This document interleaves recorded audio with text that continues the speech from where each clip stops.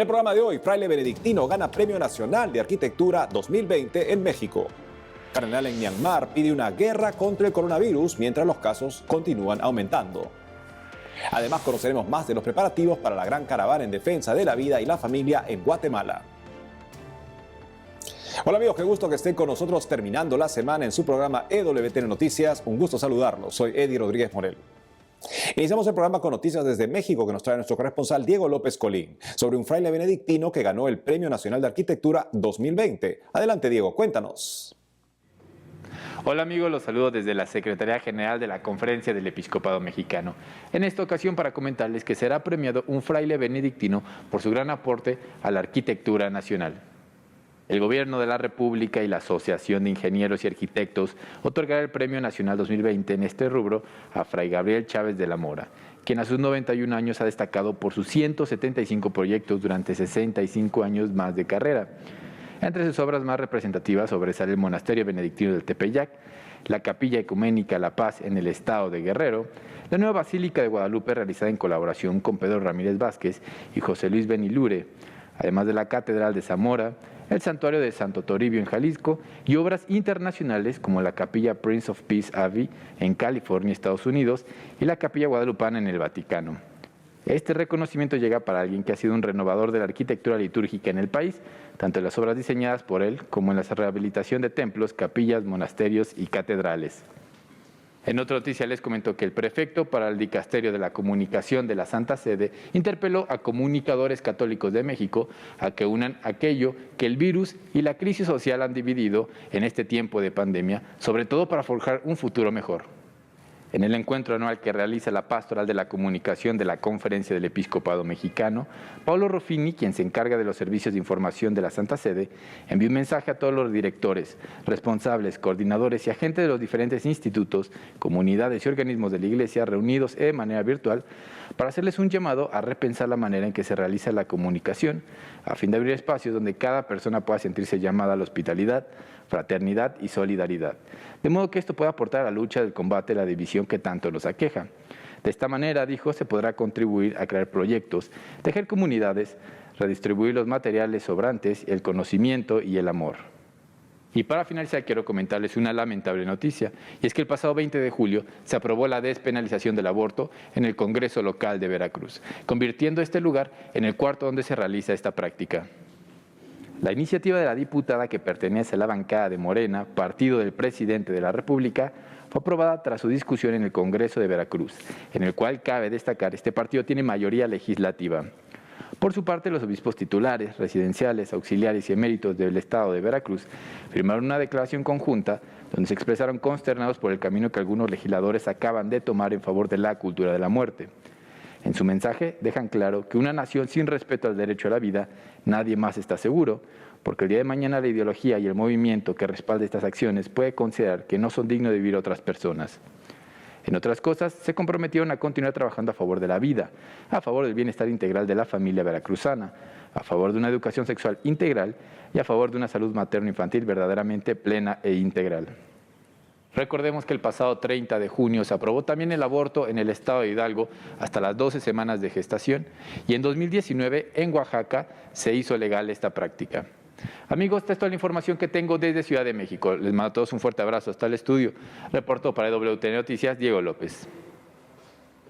Gracias, Diego. En otros ámbitos, el presidente de la Federación de las Conferencias Episcopales Asiáticas y arzobispo de Yangon, en Myanmar, pidió una guerra contra el coronavirus tras el aumento de casos en el país. En el marco de la conmemoración del Día de los Mártires, que recuerda el asesinato de los líderes fundadores de Birmania en 1947, conocida también como Myanmar, el cardenal Charles Maung Bo, presidente de la Federación de las Conferencias Episcopales Asiáticas y arzobispo de Yangon, exhortó a la unidad para combatir la propagación del COVID-19 en el país. Al respecto, el purpurado pidió que por favor se detengan los conflictos en la nación y en ese sentido señaló que la única guerra que tienen que librar es contra el letal virus invisible que demostró ser invencible incluso para las superpotencias del mundo.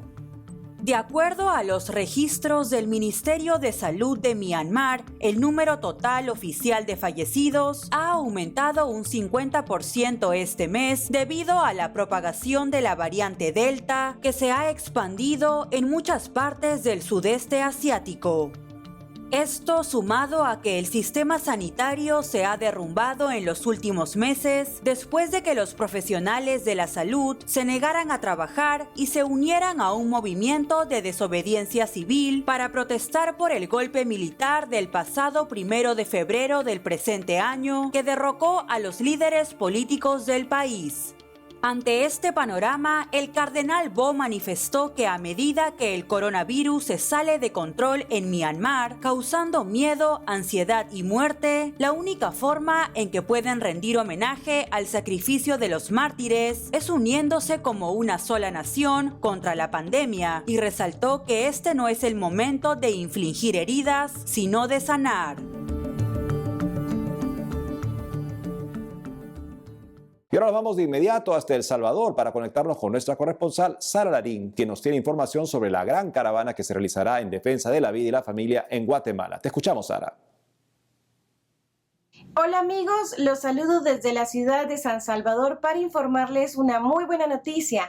En Guatemala están organizando una caravana por la vida y la familia.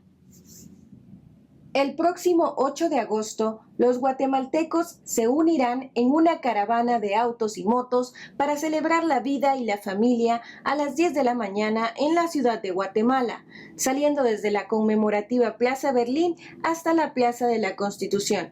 Los organizadores de la caravana invitan a todas las familias guatemaltecas a participar cumpliendo con todas las medidas de bioseguridad y entregarán premios a los 3 carros con la decoración provida más creativa. Continuando con la información sobre Guatemala, el presidente Alejandro Yamatei ha prometido firmar una nueva política pública en defensa de la vida y la familia. El pasado 15 de julio, el presidente de Guatemala, Alejandro Yamatei, prometió firmar una política pública para garantizar que cada instancia del gobierno tenga una clara dirección y coordinación para el respeto de la vida desde la concepción, el respeto de la familia y el respeto por la libertad religiosa, asegurando que Guatemala será referente para el resto del mundo como un país que protegerá la libertad religiosa. Finalmente les comento que varias organizaciones de la sociedad civil en Costa Rica, junto a 2 diputados costarricenses, presentaron más de 30,000 firmas recolectadas a través de Citizen Go ante la sede de la Corte Interamericana de Derechos Humanos por el caso Manuela contra El Salvador.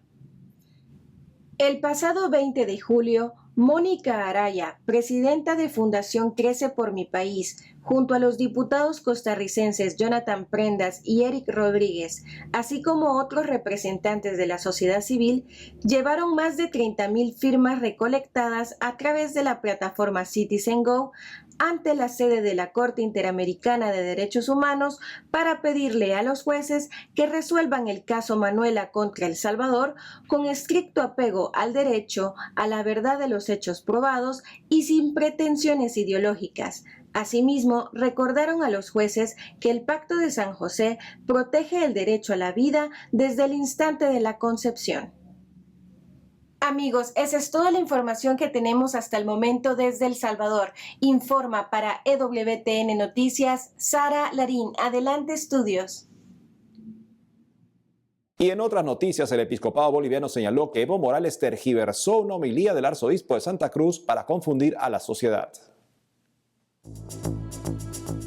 La Secretaría General de la Conferencia Episcopal Boliviana lamentó la tergiversación que hizo el expresidente de Bolivia, Evo Morales, sobre una homilía pronunciada por el arzobispo de Santa Cruz, Monseñor Sergio Gualberti, e indicó que la interpretación del expresidente es un intento para confundir a la población.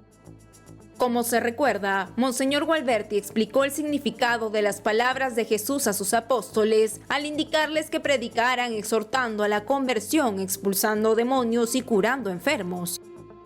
Además, resaltó que el misionero tiene que ponerse en camino, salir de sí mismo y sus seguridades para proclamar y testimoniar con sencillez y humildad la alegría y la fuerza transformadora del Evangelio, llamando a la conversión del corazón y de la vida.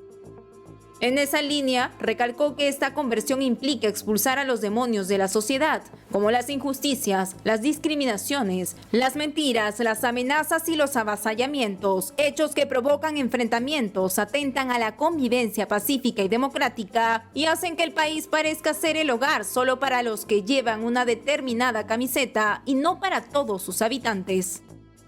En ese contexto, Evo Morales, expresidente boliviano, a través de su cuenta de Twitter comentó que Monseñor Gualberti llamó demócratas a golpistas y ahora a campesinos sin tierra, demonios de un solo color, acusándolos de avasalladores. Por ello, el episcopado boliviano explicó en su comunicado que Monseñor Sergio Gualberti habló de los demonios personales y sociales desde donde se nos llama a una conversión personal y social. Finalmente, la Secretaría General de la Conferencia Episcopal de Bolivia pidió a Dios que ilumine el entendimiento de todos.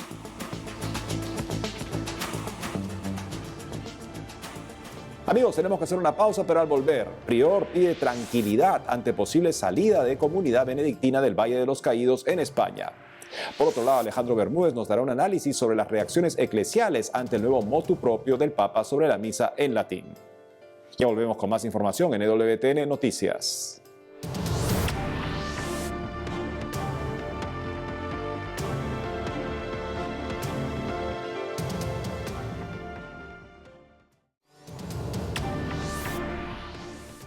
Bienvenidos nuevamente al programa. Ahora les contamos que el prior del Valle de los Caídos en España pidió tranquilidad ante la posible salida de la comunidad benedictina del recinto. Tras la aprobación del anteproyecto de la Ley de Memoria Democrática en España, el padre Santiago Cantera, prior del Valle de los Caídos, envió una carta a los padres de los niños que estudian en la escolanía del recinto, en la que pidió mantener la serenidad.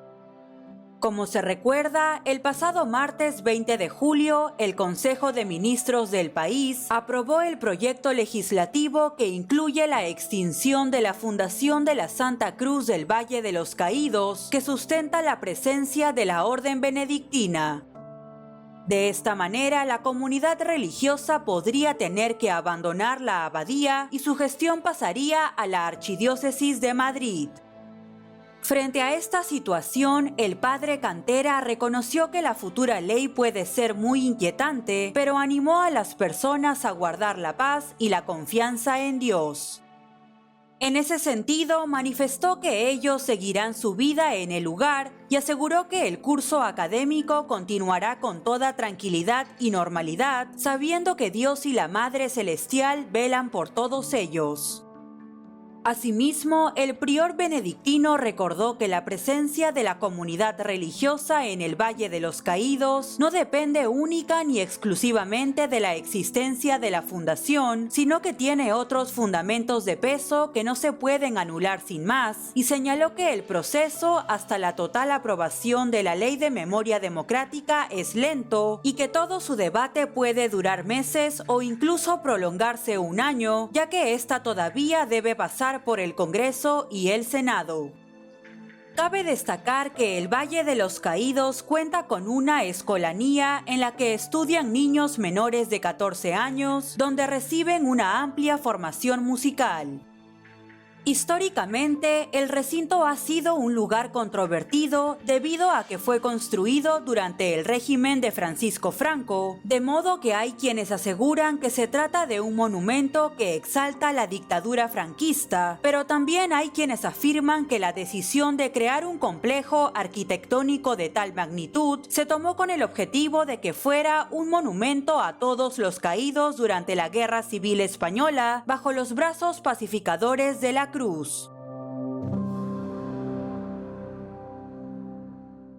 Y nos vamos de inmediato con nuestro director de noticias, Alejandro Bermúdez, que nos hará un breve análisis sobre las reacciones del motu propio Tradiciones Custodes, custodios de la tradición, del Papa Francisco, que regula la posibilidad de que los sacerdotes celebren la misa en la forma extraordinaria, es decir, con el misal anterior a 1970. Adelante, Alejandro.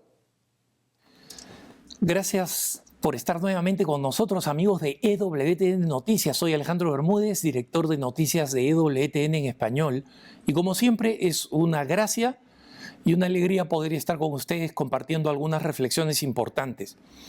En esta semana, nosotros hemos estado viendo las reacciones del motu propio del Papa Francisco, en el cual él básicamente retira los beneficios y las facilidades que el Papa Benedicto XVI había establecido para la celebración de lo que podemos llamar la misa tradicional en latín, ¿no? En realidad es el misal de 1962, pero muchos la conocen como la misa tridentina o como la misa en latín o como la misa tradicional. Vamos a llamarle la misa tradicional en latín, ¿no?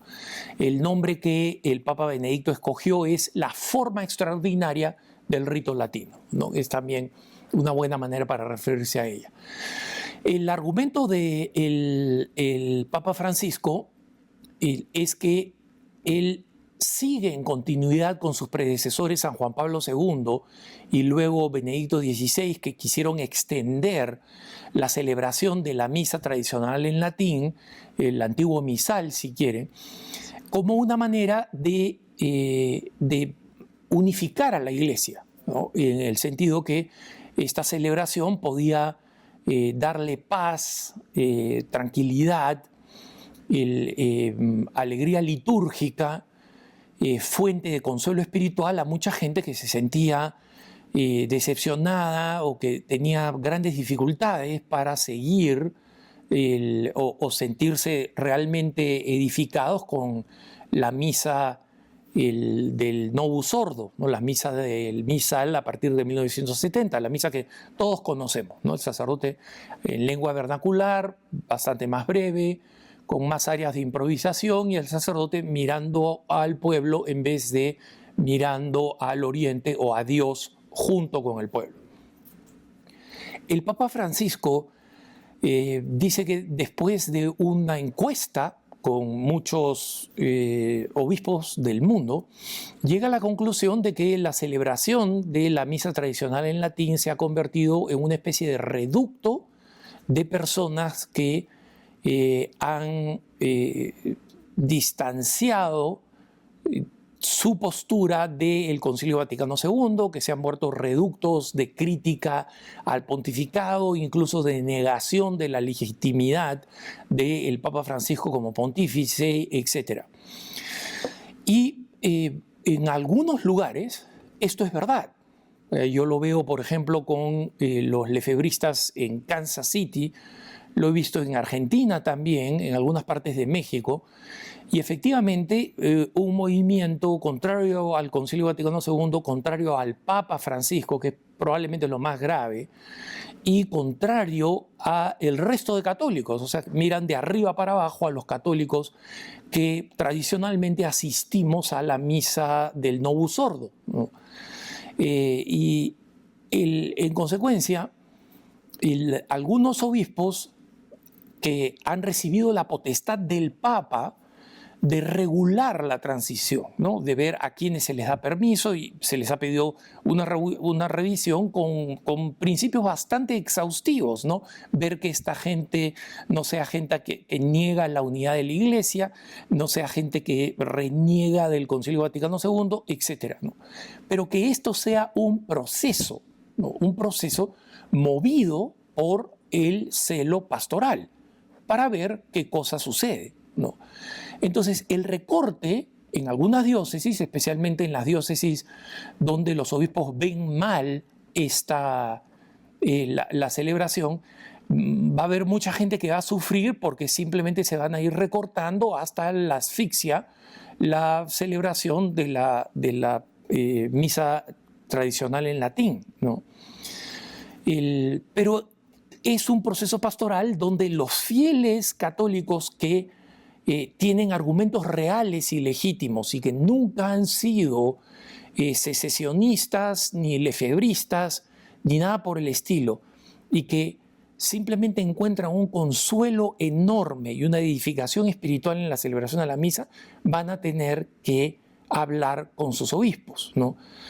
Lo que veo hasta ahora es, con la excepción del episcopado de Costa Rica, todos los obispos están actuando con prudencia, diciendo dos cosas. Número uno, que mientras asimilamos el motu proprio y cumplimos con las normas que el motu proprio establece, como por ejemplo un encargado en cada diócesis que siga personalmente los lugares, las parroquias, los individuos, las congregaciones, las comunidades que celebran en la misa tradicional, y que luego se tome una decisión mediante un decreto, es un momento de prudencia y es un gran momento para que, como digo, los que son seguidores de la misa insistan. Lamentablemente, el episcopado de Costa Rica tomó una decisión desconcertante, absolutamente desconcertante, como conferencia episcopal básicamente ha desterrado la celebración de la misa tradicional en latín del país entero. He hablado con algunos expertos y algunos canonistas dicen, esta no es una decisión que puede ser tomada a nivel de conferencia episcopal, porque esta es una autoridad que responde específicamente al obispo. Por eso la carta del Papa presentando el motu proprio está dirigida a los obispos, no a las conferencias episcopales. Entonces, si los obispos en Costa Rica han estado todos de acuerdo, ¿no?, para tomar esta decisión, esta es una decisión que ha debido anunciar cada uno de los obispos, no la conferencia episcopal.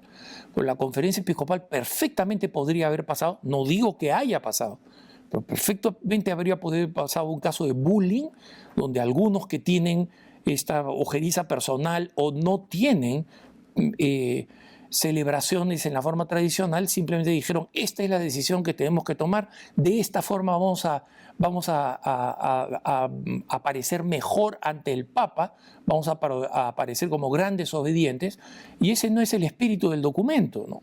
Entonces, esta decisión que yo espero, como dicen algunos canonistas, que no sea una decisión que vincula, que sea una decisión vinculante en el episcopado costarricense, se pueda revisar con calma y paciencia por diócesis, porque ahí es donde están los fieles. Los fieles no están encardinados en la Conferencia Episcopal de Costa Rica, están encardinados en las diócesis. Así que, en espíritu de obediencia, supliquemos para que esto sea un mejor momento, para que la idea del Papa de que esta medida va a ayudar a la unidad de la Iglesia efectivamente sea así y no lo contrario. Y sigamos siempre rezando por el Santo Padre. Los dejo como siempre en compañía de la mejor información, EWTN Noticias. Gracias, Alejandro. Y es todo por hoy, amigos. Gracias por haber estado con nosotros. Este domingo 25 de julio es la Jornada Mundial de los Abuelos y los Mayores. Los dejamos con una oración preparada por el Dicasterio para los laicos, la familia y la vida en esta ocasión. Hasta la próxima. Te doy las gracias, Señor, por el consuelo de tu presencia. También en la soledad eres mi esperanza, mi confianza. Desde mi juventud eres mi roca y mi fortaleza. Merci pour la famille que tu m'as donnée. Pour la bénédiction d'une longue vie. Merci pour les moments de joie et pour les moments de difficulté. Merci pour les rêves réalisés et pour ceux qui sont encore à venir. Merci pour ce temps de fécondité renouvelée auquel tu m'appelles. Increase, O Lord, my faith. Make me a channel of your peace. Teach me to embrace those who suffer more than me, to never stop dreaming. And to tell of your wonders to new generations. Protegei e guiai o Papa Francisco e a Igreja, para que a luz do Evangelho chegue até os confins da terra. Enviai o vosso Espírito, ó Senhor, para renovar o mundo, para que se acalme a tempestade e a pandemia, para que os pobres sejam consolados e que todas as guerras acabem. Sostienimi nella debolezza e donami di vivere in pienezza ogni istante che mi doni. Nella certezza che sei con me ogni giorno. Fino alla fine del mondo. Amen.